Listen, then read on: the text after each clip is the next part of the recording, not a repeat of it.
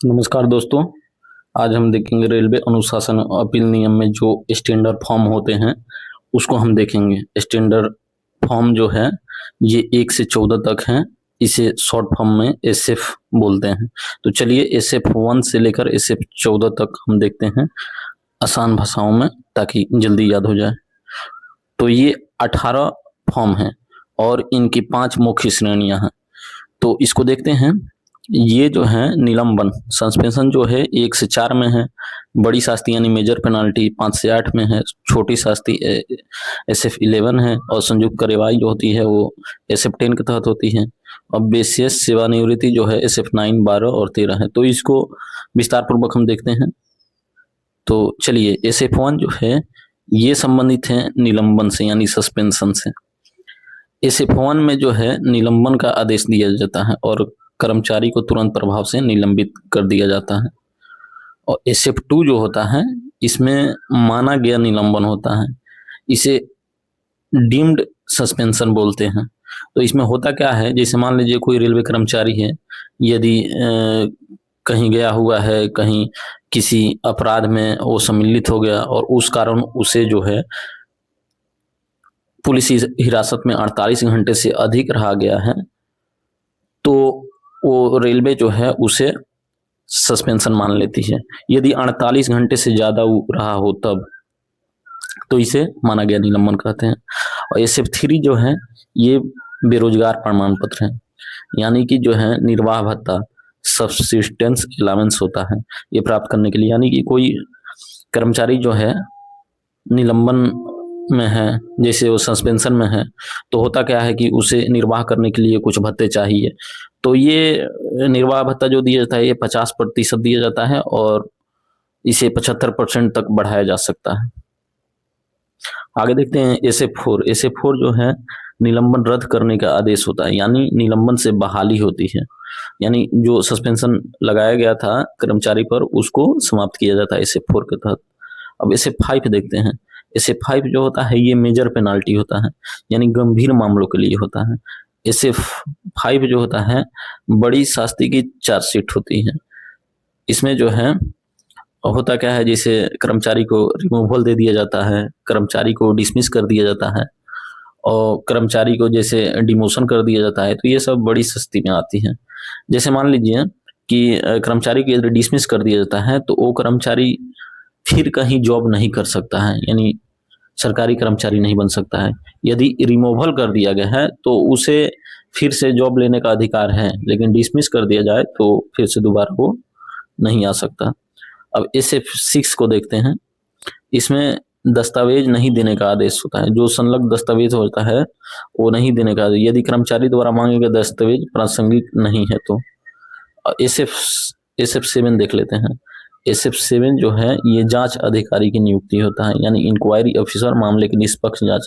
यानी कभी भी पेनाल्टी लगाई जाती है तो उसके लिए वो कोई जांच अधिकारी की नियुक्ति की जाती है उसकी जांच करने के लिए।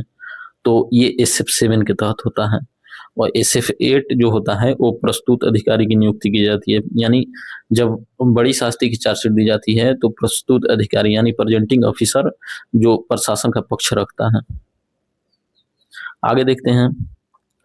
अब जो है ये छोटी शास्ति है, यानी SF11 देखते हैं। ये छोटी शास्ति की चार्जशीट होती है। ये छोटी सजा के लिए जैसे पास पीटीओ बंद कर दिया जाता है और जैसे मान लीजिए इंक्रीमेंट कुछ सालों के लिए बंद कर दिया गया, तो ये जो होता है SF10 के तहत होता है। 11 देख लेते हैं। SF11 ये छोटी शास्ति की चार्जशीट जब जांच करना आवश्यक होता है तो ये SF11 के तहत होता है। और SF11B जो होता है ये बड़ी शास्ति के बाद छोटी शास्ति अधिरूपित करने हेतु, यानी किसी कर्मचारी को SF5 के तहत मेजर पेनाल्टी दिया गया है तो उसे माइनर पेनाल्टी में कन्वर्ट करने के लिए जो है SF11B का प्रयोग होता है। अब संयुक्त कार्रवाई देख लेते हैं। ये SF10 ये संयुक्त कार्रवाई का आदेश दिया जाता है, यानी मुख्य आदेश दिया जाता है। 10A जो होता है संयुक्त कार्रवाई में जांच अधिकारी की नियुक्ति की जाती है। और 10 का B जो होता है संयुक्त कार्रवाई में प्रस्तुति अधिकारी की नियुक्ति यानी प्रेजेंटिंग ऑफिसर की नियुक्ति की जाती है। अब देखते हैं ये विशेष और सेवानिवृत्त मामले में, जैसे SF9 था इसे हटा दिया गया है। ये कारण बताओ नोटिस था और इसे अब SF9 जो है, SF9 जो है ये अब मतलब इसे हटा दिया गया है। ये देखते हैं SF13 सेवानिवृत्त कर्मचारियों के विरुद्ध कार्रवाई के लिए राष्ट्रपति से अनुमति लेती है। पेंशन से कटौती हेतु आवश्यक है SF13। SF12 हो गया ज्ञापन, जहां नियम 14 के 1 के तहत कार्य प्रस्तावित है। अब 14 देख लेते हैं। SF14 सेवानिवृत्ति रेल कर्मचारियों के लिए चार्जशीट जारी किया जाता है। चार्जशीट जारी किया जाता है उसके बाद ही दंड दिया जाता है। अब देखते रहते हैं मेजर पेनाल्टी बनाम माइनर पेनाल्टी। तो मेजर पेनाल्टी जो होता है SF5 के तहत होता है, माइनर पेनाल्टी SF11 के तहत होता है। अब इसमें इंक्वायरी ऑफिसर जो है SF7 द्वारा अनिवार्य नियुक्ति किया जाता है और इसमें आवश्यक नहीं है, केवल SF11 के के तहत होता है। अब प्रस्तुति अधिकारी प्रेजेंटिंग ऑफिसर SF8 द्वारा नियुक्ति होती है, इसमें आवश्यक नहीं है। इसका प्रभाव होता है नौकरी से निष्कासन, डिमोशन, मेजर पेनाल्टी का। और माइनर का होता है वेतन वृद्धि रोकना, पास PTO रोकना। अब देख लेते हैं इसमें एक साथ देखते हैं। SF1 निलंबन का आदेश, SF2 माना गया निलंबन, SF3 बेरोजगार प्रमाण पत्र, SF4 निलंबन रद्द करने का आदेश, SF5 बड़ी शास्ति की चार्जशीट, SF6 हो गया संलग्न दस्तावेज नहीं देने का आदेश, SF7 हो गया जांच अधिकारी की नियुक्ति, SF8 हो गया अधिकारी की नियुक्ति, प्रस्तुत अधिकारी की नियुक्ति। अब हो गया SF8, SF9 को हटा दिया गया है। SF10 जो हो गया वो संयुक्त कार्रवाई के आदेश दिया जाता है। 10 का ये जो होता है संयुक्त कार्रवाई के में जांच अधिकारी की नियुक्ति। SF11 भी जो होता है संयुक्त कार्रवाई में प्रस्तुति अधिकारी की नियुक्ति होता है। SF11 देखते हैं छोटी शास्ति की चार्जशीट होती है। SF11A छोटी शास्ति की चार्जशीट जब जांच करना आवश्यक हो। SF11B बड़ी शास्ति के बाद छोटी शास्ति अधिरूपित करने हेतु होता है। SF12 जो होता है ज्ञापन, जहां नियम 14 के 1 के तहत कार्य प्रस्तावित है। SF13 होता है ये सेवानिवृत्ति कर्मचारियों के विरुद्ध कार्रवाई के लिए राष्ट्रपति से अनुमति। SF14 सेवानिवृत्ति रेल कर्मचारियों के लिए चार्जशीट।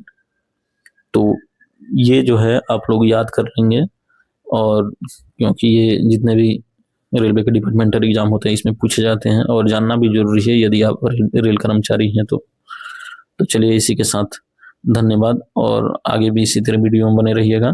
हम ऐसे ही वीडियो बहुत सारे लाते रहेंगे। धन्यवाद।